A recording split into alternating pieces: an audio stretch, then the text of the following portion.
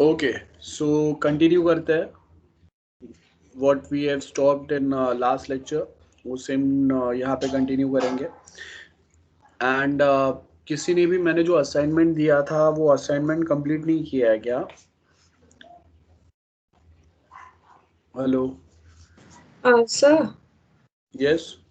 actually last time I meant a deadline till Monday because हम लोग का आज प्रोजेक्ट प्रेजेंटेशन है एक, मतलब आइटरेशन 1 का प्रेजेंटेशन है, इसलिए बिल्कुल भी टाइम नहीं मिला था। मतलब if you give just 2 more days तो फिर वेडनेसडे को सर थोड़ा और आ जाएगा। तो अभी तक तुम लोग का प्रोजेक्ट का ही चल रहा है, ठीक है। हाँ सर, प्रोजेक्ट का आज मैम ने मतलब इन शॉर्ट एक इनडायरेक्टली प्रोग्रेस दिखाना है कि हम लोग का कितना हो गया, तो वो प्रेजेंट करना है। मतलब may be either by sharing the screen और बाय दैट। बैच 2 का सैटरडे को कैंसिल हो गया था, पर बैच 1 का आज है, तो we don't know whether it will be cancelled कि आज रहेगा। Okay, so this is something done by Khushboo. So is it okay if I send mine and discuss on Wednesday? Would that be okay? हाँ ठीक है। Okay Khushboo, yeah can you see Okay, sir. This photo everyone?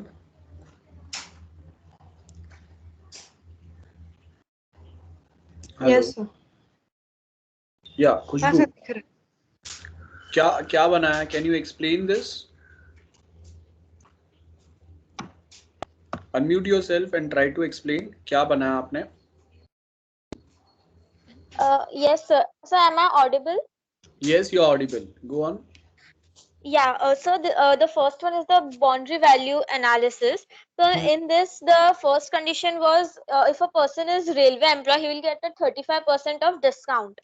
हाँ So, I have taken first condition as railway employee, and I have characterized it into invalid and valid. So, okay if a person is a railway employee, the 35% of discount is valid for him, and the 5% which is for the rest others is invalid for him. Okay, so यहाँ पे the first one invalid and valid partition जो हम लोगों ने किया हुआ है उसमें और पॉइंट्स भी आएंगे ना? You can see this photo right? Visible है ना? फोटो ही विजिबल है ना बुक का जो तूने शेयर किया है? Yes, yes. हाँ, so as you can see in this photo कि 5% इनवैलिड है, बट उसके बाद में जो 20 एंड 25% है वो भी इनवैलिड है ना? तो और दो पार्टीशंस आएंगे ना? For railway employee के लिए ही सिर्फ. सबके लिए आएगा ना? Okay, if you okay. talk about railway employees, so total how many types of discounts we are providing? 5, 20, 25 and 35, right? 35. So for Yes. railway employee which one is valid? 35 35. one. हाँ, so invalid कितने रहेंगे then? 3. Getting, so ये same way Yes. सबके लिए होगा. So Okay, that, okay. yeah, that's first thing. Then The same way, and the second is the path value analysis. हाँ उसमें first S1, that is for input, will take the input, and if X is equals to R, that is if the input is equal to the railway employee, then the total cost 30% will be reduced from the total cost. okay, 35%. 35. हाँ 35. okay, so that is And S2 है हाँ, yes. and And directly for checked S, होगा हाँ. yeah, same for all the other conditions also. Okay. And in S6, if we have to take all others, so what I have done is the A, that is the rest others, I have assigned a variable to it. So if A is greater than 18 and less than 60, so we'll give him or her a 5% discount in the total cost. Okay, S6 में वो sign change होगा, दोनों में greater than का डाला है. Sorry. हाँ ठीक है, प्रॉपर है, चलेगा. Okay. वो And फ्यू so चेंजेस आते हैं. हाँ I'm posting the decision table also. हाँ, पोस्ट कर. हाँ.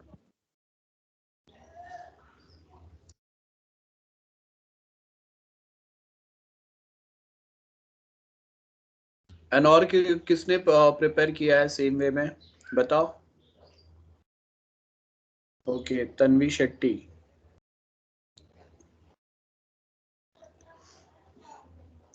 Tanvi, can you unmute yourself and explain this table? Yes, sir. Sir, इसमें फर्स्ट सेक्शन जो है वो इनपुट डिसीजंस है, and then the second section is output. Output is basically the test action which will be taken by the software. So first is railway employee. If he's a railway employee, if it is yes, and others are no, that he's not below 18 and other conditions are false, then 30% will be applicable for that employee, railway employee. Okay. And then second, this is ki if he's not a railway employee and he's below 18 years of age, and ठीक है, समझा कि wherever you have written yes, इसका मतलब वो condition अगर satisfy होगा तो आउटपुट में उसके हिसाब से एक स्पेसिफिक डिस्काउंट डिफाइन होगा, राइट? हाँ, बट डोंट यू थिंक और एक नीचे आउटपुट में आना चाहिए, that is the error one, कि instead of this inputs, if I enter anything else, so error भी दिखेगा. That's first thing. Okay, then second thing, हम लोग डिसीजन टेबल जो बनाता है, तो जैसे हम लोग का बाइनरी टेबल होता है वैसा डिसीजन टेबल होता है, right? So if let's suppose कि इफ समवन सेज कि I am an railway employ as well as I am above 60, अगर दो कंडीशन दिया, then what's going to be the output? है ना, वो आपने डाला ही नहीं है. So you have prepared a table जहाँ पे आपने बहुत सिलेक्टेड इनपुट्स डाले. Okay. So how we are going to tackle that situation? Or else चलो वो रेलवे एम्प्लॉय नहीं है, but someone says अभी कोई अगर बोलेगा कि I am above 60 years and I am adult also, तो एडल्ट भी है और 60 भी है, तो वो टाइम पे how we are going to tackle that? Getting? So यहाँ पे हम लोगों ने जैसे बाइनरी टेबल बनाता है, so if we have two conditions, उसके लिए हम लोग के कॉम्बिनेशंस कितने आएंगे? 0 0 0 1 1 0 1 1, 4 केसेस आएंगे, राइट? वैसे ही अगर 4 कंडीशंस है, तो 4 में मैं अगर बोल रहा हूँ कि मैं कुछ भी अगर इनपुट नहीं दे रहा हूँ, एक भी नहीं बोल रहा हूँ, मैं ना रेलवे एम्प्लॉय हूँ, ना 18 60 अडल्ट, कुछ भी नहीं हो, then what is the output? Then next में इफ आई से कि okay I am railway employ and बाकी का सब 0 है, देन आउटपुट क्या होगा? देन इफ आई से कि मैं रेलवे एम्प्लॉय भी हूँ, 18 भी है, 60 भी है, अडल्ट भी है, सारे अगर मेरे आंसर अगर यस है, then what's going to be the output? Okay sir. ठीक है, बिकॉज हम लोग डिसीजन टेबल जो बना रहे हैं, this is basically for basically from the client या customer point of view, and उसमें से बहुत सारे लोग ऐसे रहेंगे जो ऐसे इनवैलिड इनपुट्स एंटर करेंगे. अगर वो एक साथ अगर बोल रहा है कि ओके मैं रेलवे एम्प्लॉय भी हूँ एंड इफ आई एम 60, और else someone says okay I am a railway employ and if he says that I am below 18, तो अगर वो बिलो 18 है तो रेलवे एम्प्लॉय तो डेफिनेटली नहीं हो सकता, है ना? सो वो कंडीशन में हम लोग कैसे टैकल करेंगे ये सिचुएशन को? तो आपके टोटल इनपुट्स अगर 4 है ना, तो उसके हिसाब से आपके नंबर ऑफ केसेस जो है, अगर जैसे हम लोग बाइनरी टेबल बना दे, 3 डिजिट का बाइनरी टेबल रहेगा तो 0 to 7 तक जाता है. 2 डिजिट्स का बाइनरी टेबल रहेगा तो 0 to 3 तक जाता है, एंड अगर 4 डिजिट का बाइनरी टेबल होगा तो 0 to 15 तक जाएगा, राइट? मतलब 16 कंडीशंस आएंगे, तो वो 16 में से जो आपको लगता है कि वैलिड है ना, तो वैसे 8 to 10 कंडीशंस तो आपके टेबल में आने चाहिए. Okay sir. ओके, हाँ. सो वो वे में एक बार अपडेट करना. Okay sir. हाँ, और आपने बाकी का बनाया तन्वी? हाँ सर बनाया, but I don't think it's correct, क्योंकि मैंने यही देख के बनाया है. ओके, ठीक है. हाँ, so now can you see this table? Yes sir. हाँ, सो देखो इसने अभी कितने टोटल कंडीशंस ऐड किए? There are total 16 conditions as you can see, है ना? ट्रू फॉल्स वाले. तो यहाँ पे वो ट्रू फॉल्स मतलब येस और नो आप एंटर करो या ट्रू फॉल्स एंटर करो, one and the same thing. Very good, proper बनाया. लेकिन इसमें एक्शन में खुशबू है ना? Yes, sir. हाँ, सो अब So second table is the correct one. Second नीचे वाला. ओके. हाँ, सो यहाँ पे फर्स्ट हम लोगों ने कंडीशन क्या दी है, if a person is railway employ तो 30% डिस्काउंट दे रहे हैं, ठीक है। सो अब ये अगर सारे ट्रू है तो आउटपुट क्या जा रहा है, आउटपुट क्या बता रहा है? एरर है ना वहाँ, इसलिए डैश डाला है। Okay, so you suppose to write error here ना, देन उस वहां पे हम लोग टिक मार्क या कुछ वो तो बता सकते हैं। सर वो नीचे वो किया है, मतलब डिफाइन किया है कौन सा सिंबल क्या आइडेंटिफाई कर रहा है। ओके ओके ओके, ठीक है। ओके, सो देखो everyone, this is the perfect table. Then उसके बाद में अब देखो हम लोगों ने क्या किया है, 4 डिजिट से हम लोग के पास, तो स्टार्टिंग में अब यहाँ से इसने चारों ट्रू रखा है, then 3 true, 4th is false. So वो टाइम पे हम लोग का आउटपुट क्या आएगा? अब देखो अगर मैं बोल रहा हूँ कि मैं रेलवे एम्प्लॉय भी हूँ, आई am below 18 and I am again a senior citizen, तो ये पॉसिबल ही नहीं हो सकता कि एक ही पर्सन 18 साल से छोटा भी है, 60 ईयर्स से बड़ा भी है और रेलवे एम्प्लॉय भी है ना, दिस इज नॉट पॉसिबल, तो अगेन एरर आएगा। Then next is a person is railway employ 18 years से कम है। अब देखो जब कभी अगर पर्सन बोल रहा है कि मैं रेलवे एम्प्लॉय हूँ और बिलो 18 हूँ, तो वो दो कंडीशन ही कहीं ना कहीं अगर मैच हो रहा है ना, तो वो एरर तो डेफिनेटली आना है। उसके बाद में आप आगे के दो कंडीशन नहीं भी चेक करेंगे तो भी आपका एरर ही आएगा। सो यहाँ पे वो है। देन फाइनली हम लोग क्या बोल रहे हैं कि हम लोग नॉर्मल सिटीजन भी है ना, तो रेलवे एम्प्लॉय भी है, बिलो 18 भी है और नॉर्मल सिटीजन भी है, अगेन एरर आएगा। देन यहाँ पे हम लोगों ने क्या बोला है, रेलवे एम्प्लॉय है, बिलो 18 है, सो अगेन क्या होगा, एरर आएगा। गेटिंग? ये 30 या 20 कोई भी ओके, कोई भी डिस्काउंट नहीं मिलेंगे। देन अगेन रेलवे एम्प्लॉय है एंड वापस वो सीनियर सिटीजन भी बता रहा है। सो अब देखो रेलवे एम्प्लॉय सीनियर सिटीजन हो सकता है, ये करेक्ट है, लेकिन अगर उसको रेलवे एम्प्लॉय का अगर डिस्काउंट मिल गया है तो सीनियर सिटीजन का डिस्काउंट नहीं मिलेगा। दिस इज वेरी इंटरेस्टिंग, याद रखो। एंड अगर वो सीनियर सिटीजन है तो वो नॉर्मल सिटीजन रेंज में नहीं आ सकता, बराबर है ना। नॉर्मल जो सिटीजन है हम लोग के, वो कौन से एज ग्रुप में आ रहे, 18 to 60 के बीच में। तो अगर कोई बोल रहा है कि मेरा एज 65 है और मैं रेलवे एम्प्लॉय हूं, अगर दो कंडीशन मिल रहा है आपको, तो हम लोग कौन से बेसिस पे उसको डिस्काउंट देंगे? वो टाइम पे इनपुट आपका रिजल्ट क्या होना चाहिए, which ever discount is lower या हायर, या फिर अगर रेलवे एम्प्लॉय है तो मैं उसको आगे पूछूंगा ही नहीं, क्या होगा? Anyone T wise? अगर मैं बोल रहा हूं कि वो रेलवे एम्प्लॉय है, रिटायर्ड रेलवे एम्प्लॉय है, मतलब सीनियर सिटीजन हो गया, तो दो कंडीशन अगर सेटिस्फाई हो रहा है तो वो टाइम पे हम लोग कैसे टैकल करेंगे? टी वाइज, am I audible? Yes, sir, you are. Yes, बोलो कैसे, how we are going to tackle this situation? Khushboo? Yes, from my side, we'll take the higher one, the railway employee one, discount percent. Okay, और second वाला नहीं लेंगे, मतलब we are going to write one extra condition there. So Well- senior citizen है and if he's like you said that he's reached 60, retired हो चुके हैं, हाँ, तो उस केस में सिर्फ 25 जाएगा ना, बिकॉज अभी तो रेलवे एम्प्लॉय बचे नहीं। but he used to be a railway employee, so that's what I'm asking ना। अगर रेलवे एम्प्लॉय है तो उसके बाद पर्सन, हाँ, हाँ, बट द कंडीशन सेज ना कि is a railway employ, but he was, अभी तो वो रेलवे एम्प्लॉय है, मतलब उनके पास वो जॉब ही नहीं है, तो he will be just considered in the category of senior citizen. Yes exactly. So यहाँ पे वही कंफ्यूजन है ना। सो हम लोग जो हम लोग टॉपिक के बारे में बात कर रहे थे, वेरिफिकेशन, जिसमें हम लोग रिव्यू करेंगे। सो this is the review of the document, जहाँ पे मुझे पता चला कि ओके ये प्रॉब्लम है।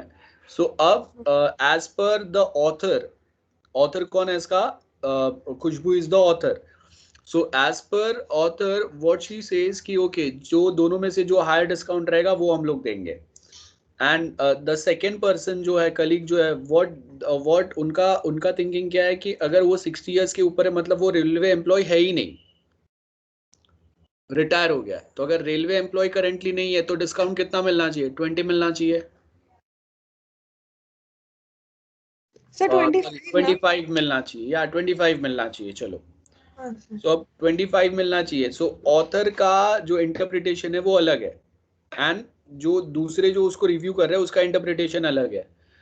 तो अभी यहाँ पे हम लोग को करना क्या एग्जैक्टली यहाँ पे आपको बताना है कि आपने जो रिक्वायरमेंट गैदर किया है वो रिक्वायरमेंट इनकम्प्लीट है, या जो मेंशन किया है that requirement is incomplete itself because it is not stating the railway employ, जो रेलवे एम्प्लॉय करंटली है या जो पास्ट रेलवे एम्प्लॉय है उनको भी सेम डिस्काउंट मिलेगा। So as per this statement मैं क्या सोचूंगा कि okay railway employs, so railway employ मतलब करंटली जो रेलवे में वर्किंग में है उनको, उनके लिए मैं ये डिस्काउंट दे रहा हूँ। The person who are not currently on job they won't be getting this discount. ठीक है, that's one interpretation. तो as per that interpretation, if that person is railway employee and if it's a senior citizen है मतलब definitely he is retired one, तो वो time पे फिर senior citizen का ही मैं उसको ये दे सकता हूँ। बट अगेन अगर मैं कंडीशन पूछ रहा हूँ उसको कि भाई आप रेलवे एम्प्लॉय है या थे, अगेन ये बहुत इंपॉर्टेंट है आपको यूजर को। हाँ बोलो सर, अगर ऐसे में देखा जाए in general like you said कि दो सिचुएशन हमारे पास आती है कि ही इज या ही वाज। हाँ। पर ऐसे चीजों में सर अगर हम लोग सपोज प्रैक्टिकल लाइफ का एग्जांपल है, फॉर एग्जांपल जैसे अपने कॉलेज में होता है कि if you are a student, मतलब जो भी स्टूडेंट्स हैं they stay some far off place, तो उनको कंसेशन मिलता है ट्रेन के पास या टिकट्स में। हाँ। तो now if you are no longer a student of the college, तो कॉलेज तुम्हें नहीं देगा। तो मतलब ये तो एक जनरल चीज है ना कि सर कि मतलब एम्प्लॉय को, मतलब मार्केट में कोई भी एम्प्लॉय होता है उसको जो बेनिफिट्स एक एम्प्लॉय होने के वजह से या किसी ऑर्गेनाइजेशन से जुड़े होने के वजह से मिलते हैं, वो अगर उससे छूट जाता है या उस डेजिग्नेशन से हट जाता है, उसके सारे इंसेंटिव्स भी चले जाते हैं। तो इसमें वो दो कंडीशंस की बात क्यों आई है? आई मीन वो एक जनरल चीज नहीं हो जाती है सर? हाँ, so that's what I am saying कि जब फर्स्ट कंडीशन हम लोग क्या पूछ रहे हैं यहाँ पे देखो, हाँ if you look at this table, so यहाँ पे सर। फर्स्ट कंडीशन हम लोगों ने क्या किया है, we are very first time we are just asking a user as per this कि आप रेलवे एम्प्लॉय हो। अब यहाँ पे हम लोगों ने स्पेसिफिकली कहीं मेंशन नहीं किया है कि you should be currently employed. तो अगर वो अच्छा। अगर मैं किसी को पूछूंगा कि भाई आप रेलवे एम्प्लॉय हो, तो बोलेगा हाँ था, मैं रिटायर हो गया, सो वो यस हाँ। करेगा। सो अगर वो यस कर रहा है मतलब उसको 30% डिस्काउंट या 35% जो भी डिस्काउंट है वो जा रहा है, अच्छा, ओके, है ना। समझ। तो यहाँ बिकॉज पे हाँ हाँ, सो यहाँ पे now as per this condition हम लोगों को उसको पूछना है कि currently whether you are employed और नॉट। यस सर, तो इट समझो। मीन्स आपका कंडीशन में how you are going to take the input from the user, where we will specifically asking a user whether you are currently employed. If yes, तो फिर आपका railway employ का जो discount है वो मिलेगा। If you are not currently employed, you are the retired one, तो retire one के लिए क्या होगा, जो सीनियर सिटीजन के जो डिस्काउंट्स है वो मिलेंगे उसको देन। सर तो फिर ये मतलब जैसा क्वेश्चन में दिया है, तो ऐसे में मतलब एक सिचुएशन में दिया जाना चाहिए कि ये जो एनालिसिस कर रहा है उसको ये इंटरप्रिटेशन ऐसे बाइफरकेशन करके दो निकालना पड़ेगा? यही तो मेन है ना, स्टैंडर्ड वे में रिक्वायरमेंट जब अगर हम लोग गैदर करते हैं, मैंने आपको रिक्वायरमेंट दिया वो टाइम पे आपने सोचा नहीं था कि ऐसे कोई कंफ्यूजन आएंगे। वो हाँ कंफ्यूजन कब आता है, जब हम लोग ऐसे जो कंडीशंस होते हैं उसके ऐसे हम लोग टेस्ट केसेस बनाते हैं। So that अच्छा। time we'll be finding कि okay these are the confusion या these are the some conflicts या ambiguity है.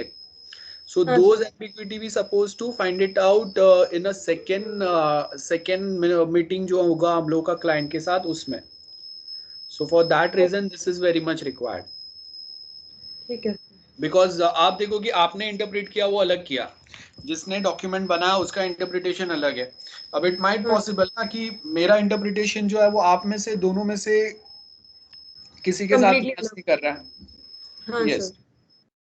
सो वो टाइम पे अगर हम लोग अपने वे में बना देंगे एंड बाद में क्लाइंट बोलेगा कि नहीं ऐसा नहीं होता है, स्टैंडर्ड प्रोसीजर हम लोग यही चलाते हैं, आपने मुझे पूछे बिना बनाया कैसे।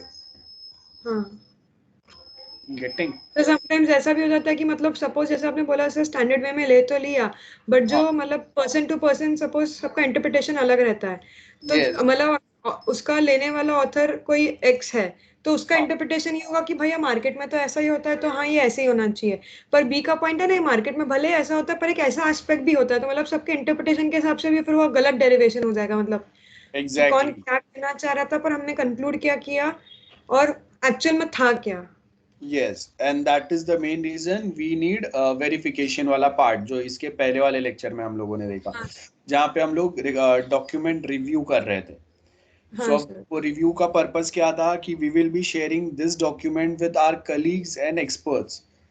तो अब कभी कभी उनके इंटरप्रिटेशंस जो अलग रहेंगे और उसके हिसाब से they will suggest changes, and then again वहां पे एक डिस्कशन होगा, मतलब अगेन एक मीटिंग होगा। अगर बहुत सारे ऐसे रिव्यूज अगर कंफ्लिक्ट हो रहा है, then we will be conducting one meeting there, और जहाँ पे हम लोग सब आपस में ये सेम वे में डिस्कस करेंगे कि ओके व्हाट इज करेक्ट और what is wrong.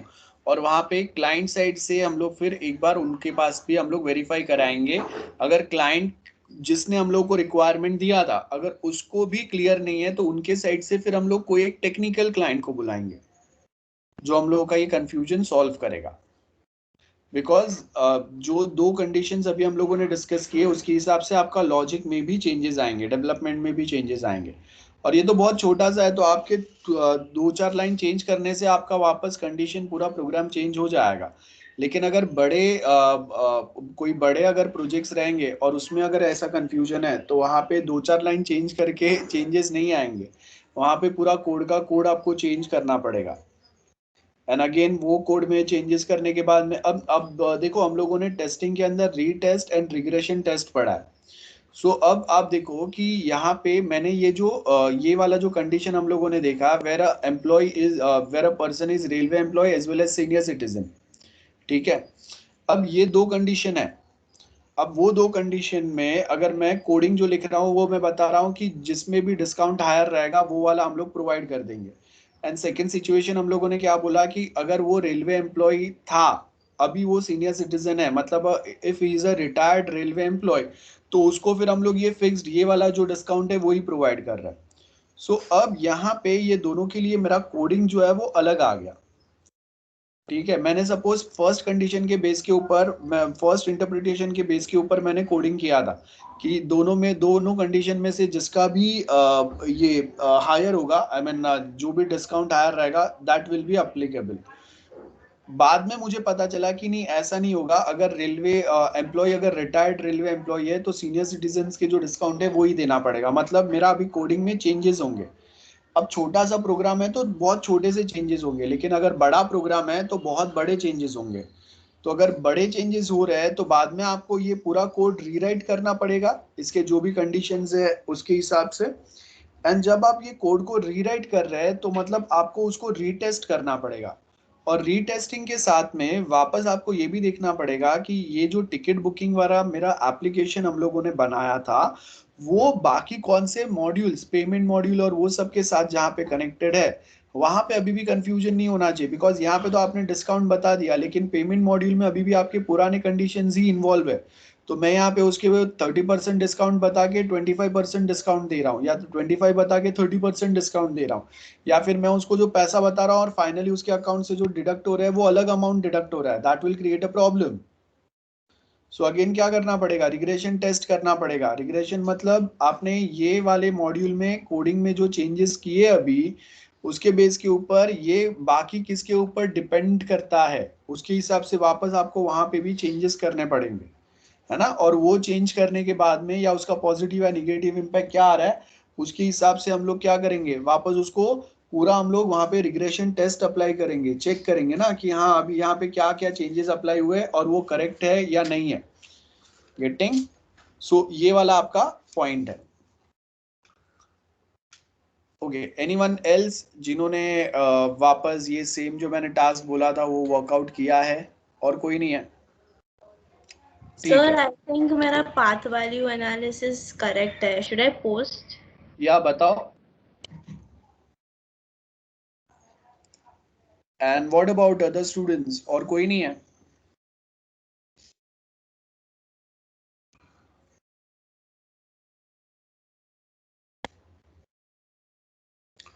Okay, let's see. path value analysis में. Okay, can you explain once? Yes sir. So y जो है वो टोटल कॉस्ट होगा जो अभी तक जो टिकट का नॉर्मल टिकट का कितना होता है वो कॉस्ट है. Okay. And then x is x depends what input the user gives, if he's a railway employee or other employee. And Okay. a stands for age and z stands for the total amount to be paid after discount.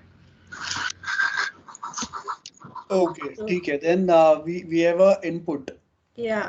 So input में we will be taking input from the user, right? और वो हम लोग x में store कर रहे हैं, ठीक है?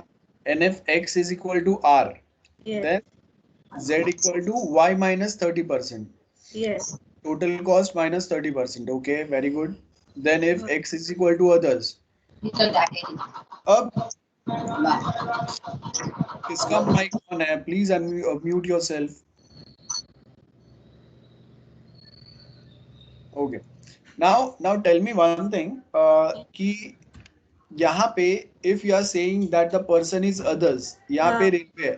So यहाँ पे आपने जो others वाला condition डाला है, तो here you are matching the age, right? Yes. हाँ, तो ये others में why you are not matching the age? उसके बाद मैं इनपुट लूंगी ना एज का, ऐसे होगा ना? नहीं, मतलब यूजर को कैसे पता चलेगा कि वो others में आ रहा है कि किस में आ रहा है? You only supposed to ask user. आप यूजर का काम सिंपल करके दोगे. That's first thing. Getting. Okay. हम लोग एल्गोरिदम लिख रहे हैं तो टेक्निकली मुझे समझेगा, आपको समझेगा, यूजर को नहीं समझेगा कि हम लोगों ने उसको कौन से कैटेगरी में डाला है इसमें से. हाँ. या हम लोग कौन से कैटेगरी में ऐड करेंगे. सो अगर मैं यूजर के पास से पूछ रहा हूँ कि चलो भाई आप रेलवे एम्प्लॉय हो, अब वो बोलने के लिए हाँ बोल देगा. How we going to verify that? उसका रेलवे आईडी होना चाहिए, है ना? और वो रेलवे आईडी से अगर मैं पूछ रहा हूँ कि उसका कोई एक यूनिक एम्प्लॉय कोड जो रहेगा, एम्प्लॉय आईडी रहेगा, that will be putting up here, और वो रेलवे डेटाबेस से वेरीफाई होगा. सो यहाँ पे मैं सबसे पहले I will ask like railway employ ID something, and उसके बेस के ऊपर विल बी डिसाइड. देन यहाँ पे दिस कंडीशन जो है यहाँ पे अभी आपका नेस्टेड रहेगा, नेस्टेड इफ एल्स रहेंगे. Like if I show you, आपके कंडीशंस जो आएंगे वो नेस्टेड आएंगे. Like okay, can you see this notepad? Yes sir. So यहाँ पे देखो, सबसे पहले तो I will just ask if employee is railway employee और नॉट. ठीक है. अब इसके बाद में अगर वो यस बोलता है तो हम लोग यहाँ पे मतलब रेलवे एम्प्लॉय का मैं यहाँ पे एम्प्लॉय आईडी पूछूंगा. ऑफ कोर्स एम्प्लॉय आईडी के बेस के ऊपर ये वेरिफिकेशन होगा. इफ यस तो उसको डायरेक्टली 30% डिस्काउंट मिलेगा. ठीक है. और ये भी एम्प्लॉय आईडी के बेस के ऊपर हम लोग पता करेंगे कि वो करंटली अगर एम्प्लॉय है तो एम्प्लॉय आईडी के इसमें रहेगा. एल्स में, अब एल्स में क्या होगा? In else will be adding if condition here. If then आपका वो कंडीशंस आएंगे, एज लेस देन 18, देन आप कितना डिस्काउंट दे रहे हैं वो आएगा. That is I think 20%. हाँ. देन उसके अंदर आएगा else if age greater than 18 and age less than 60. Then I'll say कि the discount is 5%. Else if same way यहाँ पे आएगा age greater than 60 and at same point of time age should not be invalid. Yeah. तो यहाँ पे मैं लिखूंगा greater than equal to, और यहाँ पे greater than equal to 60 आएगा. 60 या उसके ऊपर हम लोग senior citizen consider कर रहे हैं. Then यहाँ पे again क्या आएगा? जो आपका डिस्काउंट आएगा वो सपोज आएगा 25%. एंड लास्ट में एक एल्स वाला कंडीशन रहेगा एज पर आवर टेबल जो अभी हम लोगों ने बताया, that is invalid data. And then यहाँ पे ये एल्स वाला ये जो कंडीशन है वो यहाँ पे एंड होगा. So this is how it's going to be a nested one आएगा. सो हम लोगों ने जो बनाया है यहाँ पे वो नेस्टेड वाला नहीं है. यहाँ पे आप इंडिविजुअल लूप बना रहे हैं. तो इसका मतलब क्या होगा कि मैं अगर उसको पूछ रहा हूँ कि भाई रेलवे एम्प्लॉय हो, ठीक है, 30% डिस्काउंट दे दिया मैंने, फिर वापस वो आपका कोड जो है as per this second condition पे आएगा. देन वापस वो थर्ड पे आएगा, फोर्थ पे आएगा, फिफ्थ पे आएगा। एंड एज पर दिस अगर मैं उसको बोल रहा हूँ कि भाई अगर आप रेलवे एम्प्लॉय हो, अगर ये मैंने वेरीफाई कर लिया तो एल्स वाले पार्ट में जाएगा नहीं, it will directly end this loop. And if that person is not railway employ तो ही फिर वो ये कंडीशन में जाके वेरिफिकेशन करेगा। सो दिस इज वेरी इंपॉर्टेंट कि आप अपने कोड में कंफ्यूजन ना क्रिएट करो। तो इसके हिसाब से आपका ये वाला डायग्राम जो है वो चेंज होगा, है ना। और प्रीवियसली जो खुशबू ने बनाया था उसमें भी चेंजेस आएंगे। खुशबू ने जो डायग्राम दिया था मैं डिस्कस कर रहा था, वापस रह गया था। सो देखो यहाँ पे जो चेंजेस किए, यहाँ पे जो कंडीशंस डाले वो भी सिमिलर टाइप के जो खुशबू ने ऐड किए। तो आपका एक्चुअल लॉजिक जो आएगा वो ऐसा कुछ आएगा, याद रखो। अगर मैं बार बार अगर यूजर के पास से इनपुट अगर ले रहा हूँ, आपके कोड में भी ये सेम चीज होगा। तो अगर मैं भी अगर कहीं पे अगर कुछ वेरिफिकेशन करूंगा तो वहां पे भी ये सेम चीजें आएंगे ना, कि अगर मैं मैं अगर कोई कंडीशन अगर सेटिस्फाई हो रहा है रेलवे वाला, तो फिर वापस वो मुझे एज क्यों पूछेगा, वापस वो मेरा एज वेरीफाई क्यों कर रहा है। और अगर एज वेरीफाई हो गया तो डेफिनेटली अगर मैं रेलवे एम्प्लॉय हूँ तो मेरा एज किस में आएगा, greater than 80 and less than 60।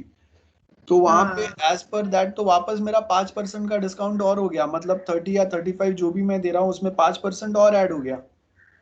सो मतलब आपका टोटल डिस्काउंट जो है वो तो बहुत ज्यादा बढ़ गया। एंड सेम वे अगर मैं रेलवे एम्प्लॉय हूँ या था मैं, तो आपको यहाँ पे अगर सपोज बोला कि वो क्या, I was ex railway employ, and उसके बाद में वो अगर नीचे आ रहा है एंड यहाँ पे अगर ये सीनियर सिटीजन वाला अगर जो कंडीशन है वो सेटिस्फाई हो रहा है, तो अब यहाँ पे तो उसको 30 + 25 55% डिस्काउंट मिल गया। सो मतलब आप जिसके लिए सॉफ्टवेयर बना रहे हो वो तो लूट जाएगा, है ना। सो मेक श्योर कि आपको वो कंडीशंस ध्यान में रखना है। अगर ये कंडीशंस के बेस के ऊपर अभी आप अगर अपना जो ये टेबल देखेंगे तो अगेन इसके अंदर तो बहुत सारी चीजें अपडेट होंगे। मतलब आपने अभी ज्यादा बनाया नहीं है, but many things going to be updated here. And same way Khushboo, यहाँ पे अगर आप देखेंगे तो आपका ये जो टेबल है इसके अंदर आपके जो कंडीशंस आपने नीचे जो ऐड किया उसमें बहुत सारी चीजें आएंगे। अभी ऊपर वाले कंडीशंस तो सेम ही रहेंगे, याद रखो। This is the main benefit. जब अगर हम लोग ये बाइनरी टेबल के हिसाब से अगर कंडीशन बना लेते हैं ना, तो यहाँ पे कुछ चेंजेस नहीं रहेंगे। चेंजेस जो आएंगे वो एक्शन में ही आएंगे सिर्फ, जहाँ पे हम लोग कोई एरर मैसेज या कुछ डिफाइन करेंगे।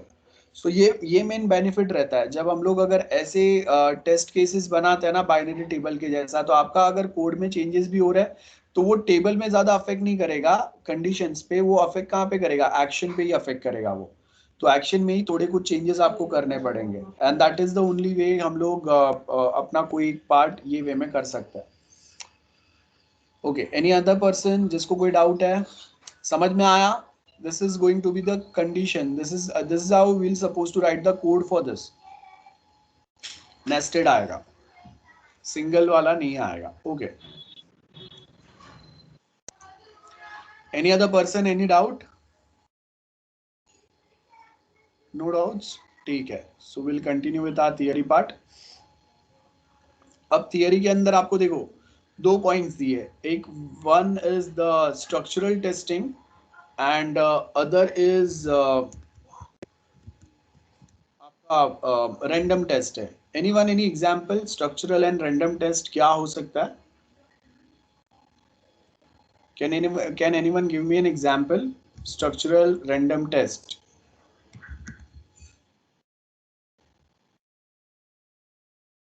Anyone?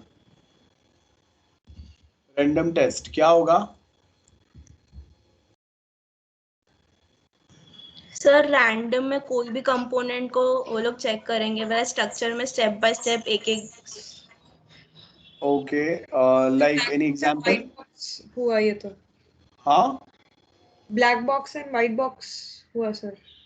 Okay, black box, like how black box? Structural तो व्हाइट बॉक्स हुआ बिकॉज उसमें सिर्फ अंदर का क्या वर्किंग रहेगा या how the whole structure is, वो सिर्फ डेवलपर या मतलब जिसने बनाया उसी को पता रहेगा उसके बारे में। एंड रैंडम सर उस दिन जब लेक्चर में किया था, I read it somewhere that it's a kind of black box testing, it's also called as some monkey, I guess monkey testing करके कुछ उसने बोला है। मैंने फोटो जो है ना वो पोस्ट किया, देखो it's also called as monkey test। बराबर है, मतलब हम लोग रैंडम इनपुट्स डाल के क्या करेंगे, will just try to find out कि हर एक टाइप के इनपुट के ऊपर how your system behaves. So structural test में क्या क्या चीजें आएंगे एग्जैक्टली स्ट्रक्चर में क्या क्या चीजें आएंगे? पाथ टेस्ट आएगा एक तो, या नहीं आएगा? तीन चीजें आएंगे देखो, स्टेटमेंट कवरेज आएगा। स्टेटमेंट मतलब टोटल जो भी स्टेटमेंट्स हम लोगों ने लिखे हैं वो सारे कवर हो रहे हैं या नहीं। देन उसके बाद में नेक्स्ट जो आएगा पाथ कवरेज या ब्रांच कवरेज, ये तीन चीजें आएंगे। ठीक है, so structural test will be combination of I can say branch और statement coverage and path coverage. देखो मैंने जो चैट बॉक्स है उसमें एंटर किया, देखो that's going to be your structural testing technique. So statement में ऑल प्रोग्रामिंग स्टेटमेंट्स जो है वो आपको आपके एग्जीक्यूट होने चाहिए, ये वे में आपको टेस्टिंग कवर करना है। ठीक है, फॉर एग्जाम्पल अगर मैं बोल रहा हूँ कि हम लोगों ने स्टेटमेंट्स मतलब लाइन ऑफ कोड जो लिखे हैं ना वो सारे यहाँ पे कवर होने चाहिए, that's going to be your statement coverage. तो अगर मैंने बोला है कि जैसे हम लोग कोई एक प्रोग्राम लिख रहे हैं like one which was shared in our chat box, तो उसमें जो भी नंबर ऑफ स्टेटमेंट्स लिखे वो सारे एग्जीक्यूट होने चाहिए। पाथ कवरेज में क्या होगा वो हम लोगों ने लास्ट टाइम पढ़ा था, याद है?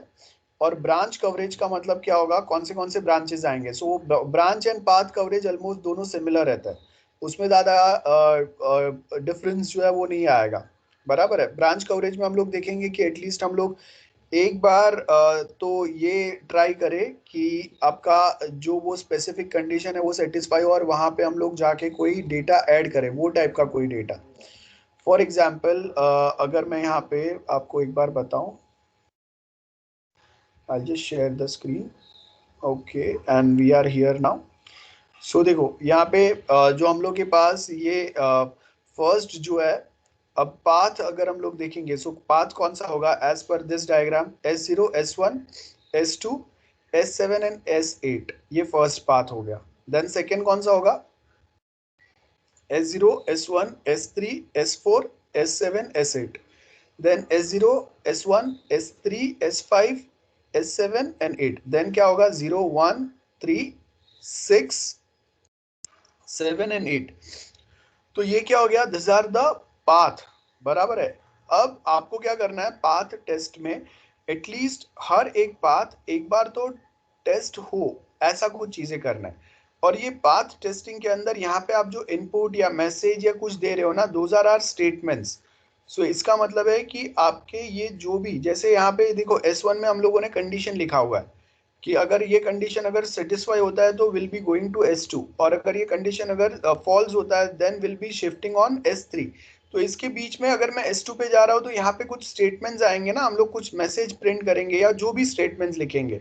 सो स्टेटमेंट कवरेज के अंदर हम लोग ट्राई करेंगे कि वो पॉसिबल सारे जो स्टेटमेंट्स है वो यहाँ पे एग्जीक्यूट हो एटलीस्ट एक बार, तो उससे हम लोग को पता चलेगा कि जब अगर S2 कंडीशन अगर सेटिस्फाई हो रहा है, and if I'm printing a message on the screen that based on like you will be getting 30% discount, सो यहाँ पे जब मैं कोड रन करूंगा तो मुझे ये भी देखना है कि वो सेम स्टेटमेंट्स जो है ये कंडीशन के अंदर लिखे हुए वो स्टेटमेंट सक्सेसफुली एग्जीक्यूट होके स्क्रीन पे प्रिंट हो रहे हैं या नहीं हो रहे, या आउटपुट प्रोवाइड कर रहे हैं या नहीं कर रहे। हमेशा प्रिंट स्टेटमेंट नहीं रहेंगे, there might be some other types of statements. So वो यहाँ पे एग्जीक्यूट होके प्रॉपर्ली आउटपुट जनरेट कर रहे हैं कि नहीं कर रहे, that's what we are going to do. So path coverage and branch ये एग्जैक्ट सिमिलर टाइप के ही है, इसमें ज्यादा डिफरेंस नहीं है। सो आप सिर्फ याद रखो structural testing is going to be the combination of statements आपके कंडीशंस में जो है। पाथ जैसे मैंने यहाँ पे आपको बताया, दिस इज आवर पाथ। और ब्रांच का मतलब क्या है, वी हैव S3 ब्रांच, उसके अंदर वापस S4 5 and 6, this are the 3 branches. तो ये सब आपको चेक करना रहता है। ब्रांच समझते ना, हेड ऑफिस के अलग अलग ब्रांचेस रहते हैं, तो अगर मैं इंडिविजुअली वो ब्रांचेस को मैं चेक कर रहा हूँ कि नहीं, तो S3 is the head office and उसके 3 ब्रांचेस है, तो वो तीनों ब्रांच जो है वो टेस्ट होने चाहिए। हम लोग ये ब्रांच टेस्ट में ये वेरीफाई करेंगे। देन S2 ये एक इंडिविजुअल ब्रांच है, इसका कोई वापस नीचे सब ब्रांचेस नहीं है, तो वो उसके अंदर और कुछ भी नहीं आएगा, वो हम लोग बताएंगे। सो पाथ टेस्ट में हम लोग क्या बोलेंगे कि भाई आपको पहला इनपुट ऐसा डालना है जिससे मेरा डेटा जो है वो 0, 1, 2, 7 और 8 पे जाए। दूसरा आपको डेटा ऐसा डालना है जिससे मेरा जो डेटा जो है वो कहाँ से फ्लो होगा, 0, 1, 3, 4, 7 एंड 8। तीसरे में मुझे डेटा ऐसा एंटर करना है जिससे वो 0, 1, 3, 5, 7 एंड 8 पे जाए। फोर्थ में मुझे डेटा ऐसा एंटर करना है जो 0, 1, 3, 6, 7 और 8 पे जाए।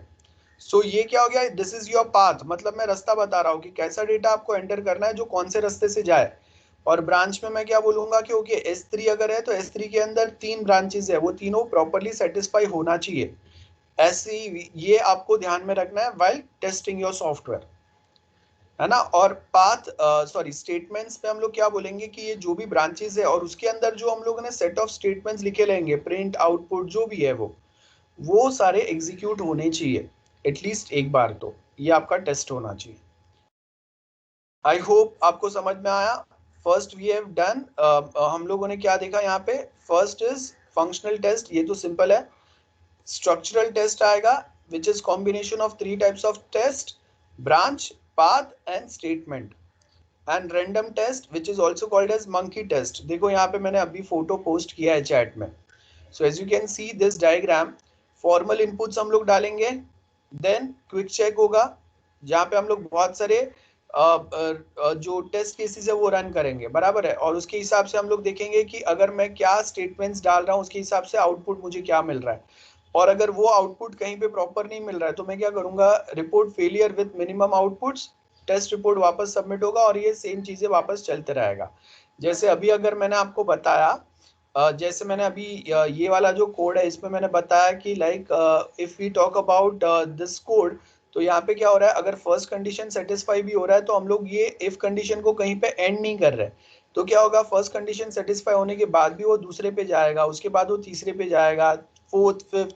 सो हर बार अगर फर्स्ट कंडीशन सेटिस्फाई होता भी है तो भी वो बाकी कंडीशंस के बेस के ऊपर वापस डेटा को इवेल्युएट कर रहा है।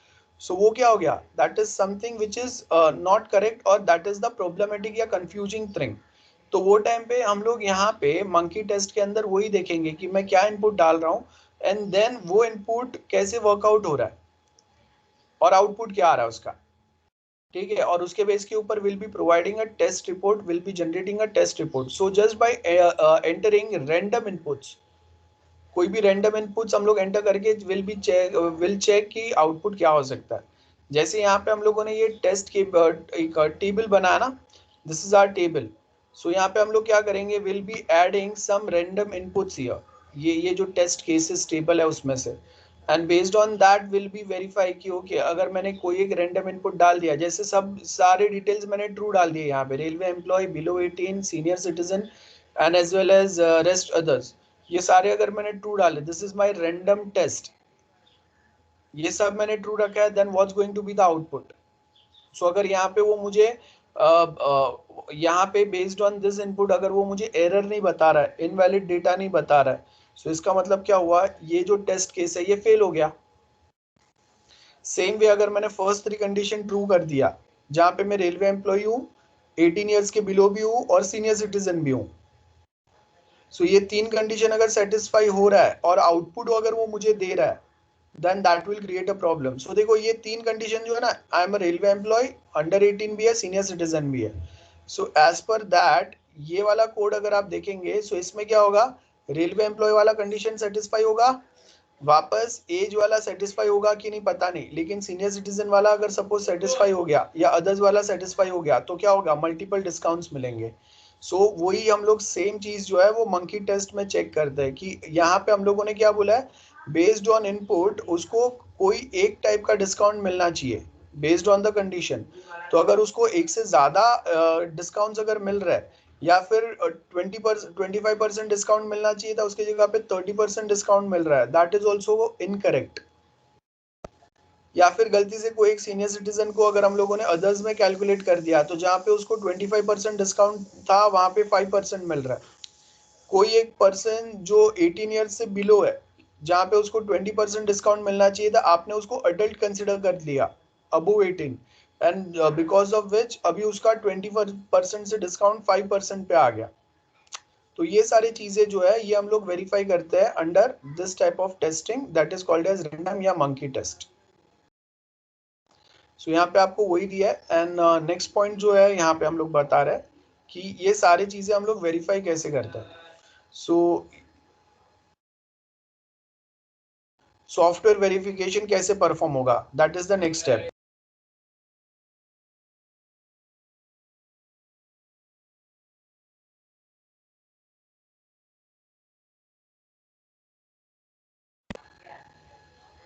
सो as per this software process verification क्या बोला है, देखो यहाँ पे the process of software verification involves assessment of development phase and उसके बीच में जो अलग अलग दूसरे स्टेप्स आते हैं, इंटरमीडिएट स्टेप्स जो आते हैं, है ना, या फिर जो आपके प्री डिफाइंड स्पेसिफिकेशंस रहते हैं। जैसे अभी हम लोगों ने एक केस टेबल बनाया, टेस्ट केस टेबल, तो वो प्री डिफाइंड है कि मैंने पहले से बता दिया कि ऐसे ही रहेगा चीजें, एक स्पेसिफिक गाइडलाइंस मैंने दे दी है ना। तो उसमें क्या बोला, it ensures that the methodology used for software development adheres to a specified specifications set up before the development phases, that's it. So ये बहुत सिंपल है। और यहाँ पे अगर आप देखेंगे तो आपको वो सेम पॉइंट्स यहाँ पे हाईलाइट किए हुए हैं। एंड नेक्स्ट जो आपका नेक्स्ट जो आपका टाइप है वो हम लोग का सेकेंड टॉपिक ही है ये चैप्टर में। तो अब वो आज मैं यहाँ पे नहीं पढ़ा रहा हूँ। अभी आप मुझे कुछ डाउट्स है तो बताओ, बिकॉज आज अगर मैं वापस वो स्टार्ट कर दूंगा उसके अंदर वापस कुछ थोड़े टॉपिक्स हम लोगों को डिस्कस करना है। सो आज मैं नहीं बता रहा हूँ। एनीवन, एनी डाउट्स, बताओ जल्दी से।